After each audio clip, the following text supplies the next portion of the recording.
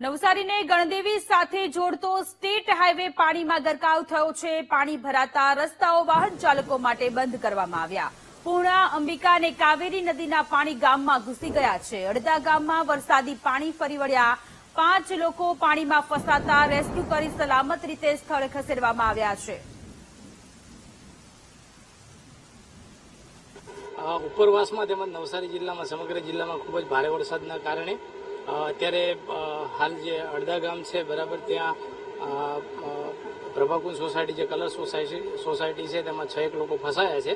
ફાયરની team તેમજ સમગ્ર વહીવટીતંત્ર અહીંયા અત્યારે હાજર છે અને લોકોને કાઢવાની કામગીરી ચાલુમાં છે। કેટલું પાણી છે? પાણી છે થોડું બ્રિજ પરથી પણ વહી રહ્યું છે, પરંતુ તમામ લોકોને અડધો કલાકમાં કાઢી નાખવામાં આવશે।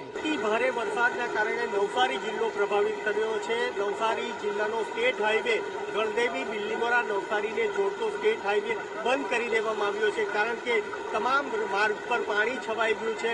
આ બાજુમાં અડધા ગામ આવેલું છે। અડધા ગામમાં 5 લોકોનું રેસ્ક્યુ નગરપાલિકાની ટીમ કરી રહી છે। આ ગામડે 5 લોકો ફસાયા છે, જેના કારણે ફાયર વિભાગની ટીમ આવીને રેસ્ક્યુની કામગીરી હાથ ધરી છે। આ તમામ જે માર્ગ છે માર્ગ બંધ કરી દેવાતા હાઈવે પર ટ્રાફિક જામના દ્રશ્યો સર્જાયા છે। સતત વરસી રહેલા ઉપર વરસાદના કારણે પરિસ્થિતિ બગડી ગઈ છે અને 5 લોકોને બચાવ કામગીરી માટે ફાયરની ટીમ લાગી ગઈ છે। તંત્ર ખડેપગ આવીને તમામ તૈયારીઓ કરી દીધી છે। Rakesh Solanki, BTV news.